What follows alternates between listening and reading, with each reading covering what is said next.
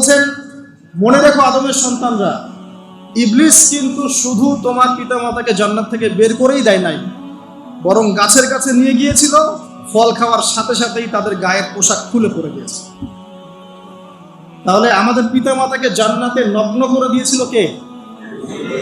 সেই কথা আল্লাহ পাক বলছেন আদম সন্তানদেরকে, তোমরা সতর্ক থেকো, তোমাদেরকে যেন ইবলিস নগ্ন করতে না পারে, ঠিক যেমন করে তোমাদের পিতামাতাকে করেছে।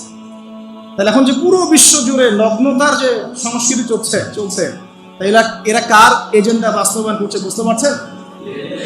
এখন দেখেন আল্লাহ পাক কি বলছেন, ওয়াইদা ফাআলু ফাহিশাতান, যখন তারা কোনো ফাহিশা কাজ করে তারা বলে, ক্বালু, তারা বলে, ওয়াজাদনা আলাইহি আবানা, আমরা এগুলো আমাদের বাপ দাদাদেরকে দেখেছি করতে।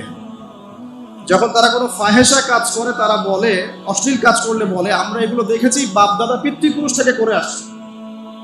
আল্লাহু আমারানা বিহা, আল্লাহ আমাদেরকে আদেশ করেছেন। আল্লাহ বলেন, কুল ইন্নাল্লাহা লা ইয়া'মুরু বিল ফাহশা, আল্লাহ পাক কখনো অশ্লীল কাজের আদেশ করতে পারেন না। আচ্ছা, কুলুনা আলাল্লাহি মা লা তা'লামুন, তোমরা কি আল্লাহ সম্পর্কে এমন কথা বলছো যে কথা তোমরা জানো না?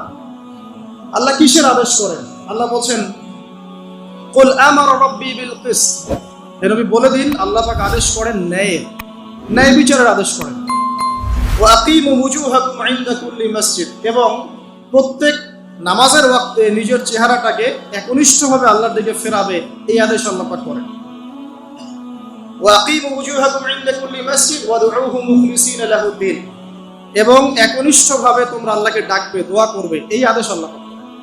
আল্লাহ পাক কি অশ্লীল কাজের আদেশ করতে পারেন?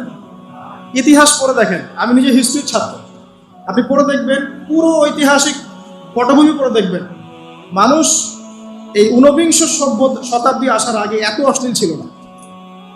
এখনকার বিশ্বে যত সমস্যা চলছে, কয়েকটা বলি, রিবা বা সুদ, জেনা বা উন্মুক্ত যৌনাচার, তারপরে বেপরদামি অশ্লীলতা, 4 নাম্বার আপনার মাদক, ঠিক আছে, 5 যে বড় মহামারী পর্নোগ্রাফি, যত বড় বড় মেজর সমস্যাগুলো চলছে যেগুলো ইয়াং জেনারেশনকে ধ্বংস করে দিচ্ছে, এগুলোর ম্যাক্সিমাম এসেছে কিন্তু পশ্চিম থেকে।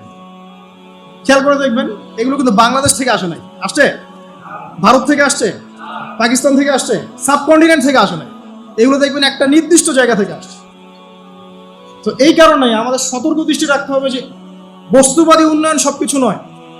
হ্যাঁ, আমরা জিডিপি বাড়ালাম, ইন্ডাস্ট্রিজ গড়লাম, মঙ্গলে চলে গেলাম, চাঁদে গেলাম, ওকে ফাইন, এগুলোর কেউ বিরোধিতা করবে না, এটা ভালো, নেশনকে এগিয়ে নিতে হবে, এটাই এডুকেট, তারও নয়, এবং এডুকেটেই করতে হবে, কিন্তু নৈতিকতার বিসর্জন দিয়ে নয়। নৈতিকতার বিসর্জন দিয়ে ধর্ম থেকে দূরে চলে এসে নাস্তিকতায় বিশ্বাসী হয়ে আল্লাহকে বাদ দিয়ে, রাসূলকে বাদ দিয়ে এই বস্তুবাদী উন্নয়ন আমাদের পরকালকে বাঁচাতে পারবে না। তো পরকালকে বাঁচিয়ে রেখে আমার দুনিয়াবী উন্নয়ন করতে হবে, এবং দুনিয়ার উন্নয়নটা অবশ্যই জরুরি। সারা বিশ্ব যখন এগিয়ে যাচ্ছে, আমরা কেন পিছিয়ে থাকবো? আমি তো এটাও বলি যে এটা অনেক মাদ্রাসার লাইনে যারা আছেন তারা আমার সাথে একটু বিরোধিতা করেন এই বিষয়ে, কিন্তু আমি নিজেই বলি যে সিলেবাসের মধ্যে পরিবর্তন নিয়ে আসার চেষ্টা করতে হবে। শুধুমাত্র এককেন্দ্রিক শিক্ষায় কেন শিক্ষিত হবো? এই যুগে চলার জন্য যে উপকারী জ্ঞানগুলো দরকার সেগুলো শিখতে হবে আমাদেরকে। আমাদের আইসিটির জ্ঞানের দরকার আছে, আমাদের ইংরেজির জ্ঞানের দরকার আছে, ম্যাথামেটিক্স দরকার আছে, সায়েন্সের দরকার আছে, আমাদের তথ্য প্রযুক্তি জানতে হবে, অর্থনীতির জ্ঞানের দরকার আছে, পলিটিক্যাল সায়েন্সের দরকার আছে, জিও পলিটিক্স দরকার আছে। এগুলো বাদ দিয়ে শুধু যদি আমি মুখস্থ করে যাই, এই জ্ঞানটা আমার কি কাজে দেবে আমাদের? এই কথাটা অনেকে নেগেটিভলি নেয়, কিন্তু আমি আসলে তাদের ব্যাপারে তাদের সাথে তর্ক করতে চাই না। আমি আমার কনসেপ্ট লালন করি, আমি এতটুকুই বলছি।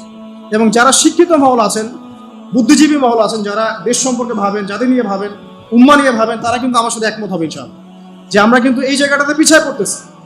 আল্লাহ পাক আমাদেরকে কনস্ট্রাকটিভ সিলেবাসে পড়াশোনা করার তৌফিক দান করুন, এবং জেনারেল লাইন থেকে আপনি বয়কট করে একদম ইয়াতে চলে আসতেছেন কেন? জেনারেল লাইনে পড়ছেন, পড়েন, আপনার এই জ্ঞানটাকে আপনি ইসলামের কল্যাণে কাজে লাগাতে পারবেন না? সবাইকে কি আলেম হতে হবে? সবাইকে মুফতি হবে, মুহাদ্দিস হবে? অর্থনীতিবিদের দরকার আছে।